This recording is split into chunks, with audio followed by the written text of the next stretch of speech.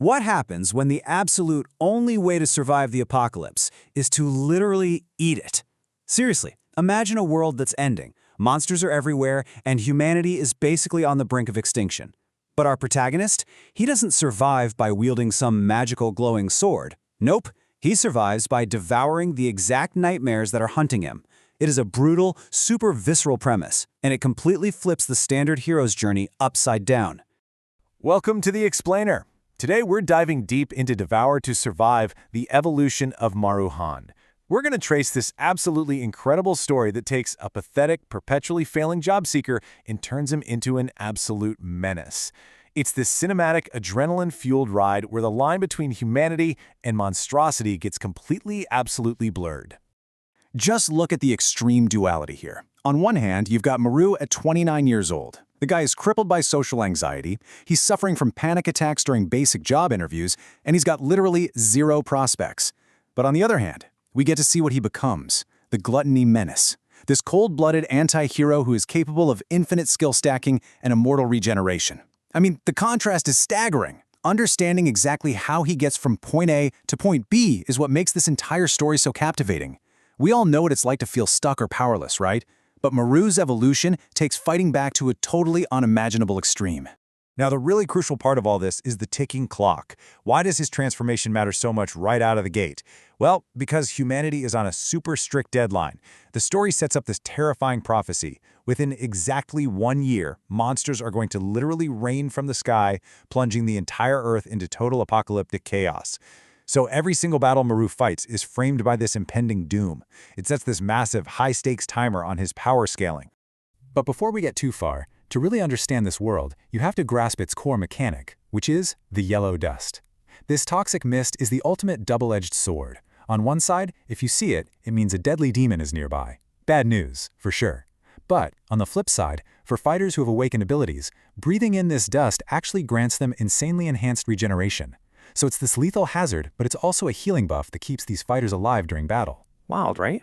And this deadly mechanic sets the exact stage for Maru's inciting incident. So Maru is forced to visit a mountain to appease his late father's spirit, and he gets caught up in the yellow dust and actually impaled by a level 1 demon. While he's lying there, literally bleeding out, he remembers his dad's bizarre childhood advice to just eat well. So what does he do? He violently bites the monster's neck right back. In this brutal, bloody counterattack, he unknowingly absorbs the demon's blood and awakens his gluttony skill. This miraculous and honestly kind of gross survival gets him drafted into a chaotic special task force. And you've got to see this dynamic cast. First, we have Kong Chana. She's his badass superior who can literally forge swords out of her own blood. Yeah. Then there's Shen Wu, this arrogant millionaire who fights by breaking his own bones to shatter his enemies. And then, well, finally there's Maruhan, ranked as a level 1 weakling who really just wants to go home and avoid the hazard pay entirely. But hey, Maru's dream of a peaceful life completely shatters during his first real test. He's trying to protect his towering, super supportive Giga Chad of a mother who suddenly gets caught in a mountain demon attack. And Maru is forced to confront a level 5 mirror monkey. Now this demon is incredibly dangerous because it perfectly mimics the abilities and attacks of its opponents. So whatever you throw at it, it throws right back. So to protect his mom, Maru has to get super tactical. He realizes the monkey copies literally everything. So in a totally desperate move, he tackles the beast and plunges them both off a cliff to isolate it. Using his insane, newly awakened regeneration to actually survive the fall, he waits for the monkey to copy a dagger attack. Then, he completely turns the tables by launching a massive barrage of his own stolen dagger abilities, totally severing the monkey's head. It is an epic first true solo victory. Okay, but here is the massive plot twist. As Maru stands there victorious, panting and covered in blood, a hallucination of his dead father appears right behind him. The hallucination points at the demon's corpse and whispers a single, chilling command: eat. And guys, this brings us to the absolutely terrifying reality of Maru's power.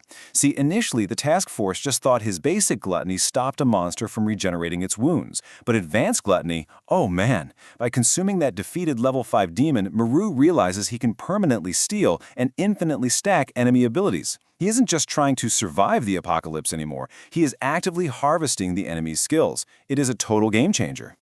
But you know what truly blew my mind? It's how this series handles psychological trauma. Because, seriously, how do you kill a demon that doesn't just hit you physically, but literally uses your deepest childhood fears against you? Maru and his rival Shen Wu end up forced to face this level 7 demon that speaks exactly like a human. It mentally breaks its victims before moving in for the kill. It's incredibly creepy. The solution Maru comes up with here is completely unhinged. He manages to lure the demon into Shan Wu's luxury Porsche. Once they're inside, Maru activates a newly stolen clone ability, spawning multiple versions of himself to physically pin the monster down. Then, using a gravity power, he forces the ceiling to collapse, utterly crushing the car, the demon, and himself. He literally flattens himself into a puddle of blood just to secure the kill. Talk about commitment, right?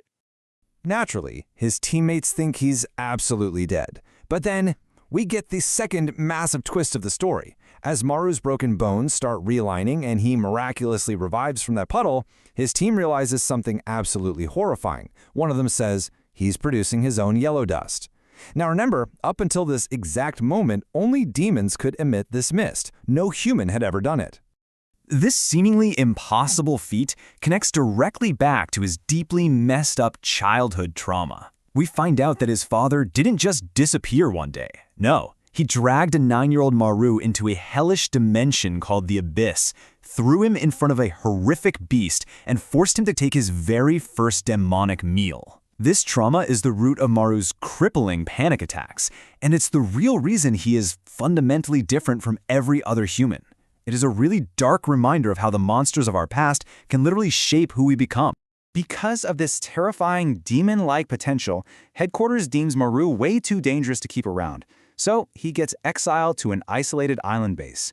And you know, it's actually here, away from all the intense scrutiny of the top ranks, that he finally makes a genuine connection. He meets a timid, incredibly kind-hearted colleague named Wu, and for a brief moment, Maru actually has a real friend. But of course, peace doesn't last in this world, right? Suddenly, out of nowhere, the threat level jumps to a catastrophic 10. A world-ending level 10 demon unexpectedly spawns in the forest near their island base. Just so we're clear, level 10 is the absolute highest threat level possible. Things just went from 0 to 100 in seconds. What makes this specific boss fight so terrifying are the actual mechanics of the evolution demon. Every single time Maru and Wu manage to kill it, its body hardens into this impenetrable cocoon, and moments later, it hatches into an even stronger, faster form. It literally scales up with every single death, continuously pushing Maru to his absolute limits. And sadly, this brings us to the tragic turning point. Wu, who is innocent and just desperately trying to help Maru, is brutally murdered by the evolving beast. The loss of his only true friend pushes Maru way past his psychological breaking point. All of his fear is just instantly replaced by pure, unlocked rage and this desperate, totally impossible desire to somehow revive Wu using his yellow dust. Realizing he is just not strong enough to defeat the level 10 monster in his current, limited human state, Maru makes an absolutely unhinged decision. Staring down the apocalypse, he grabs a stake, looks right at his commanding officer Kang, says, "I don't care even if I die," and plunges the weapon straight into his own heart. Okay, but remember how Maru had previously managed to bite the evolution demon during the fight? Well, his fatal wound triggers that stolen ability. His human body dies, but it immediately forms a demonic cocoon of its own. When he finally emerges, the transformation is complete. He is faster, he is incredibly strong, and for the very first time in his entire life, he is utterly emotionless. He casually blocks a punch that would have leveled a whole forest and just rips the monster's arm completely off. Maru sacrificed his own humanity. He evolved past his fears just to match the power of a level 10 apocalyptic threat. But looking at the cold, totally emotionless being that emerged from that cocoon, you really have to wonder. To defeat a monster, has Maru finally become one himself? It is a terrifying cliffhanger that completely redefines his character. Thank you so much for joining me on this explainer, and I hope this gave you a crystal clear look at Maruhan's dark, brutal, and totally incredible journey.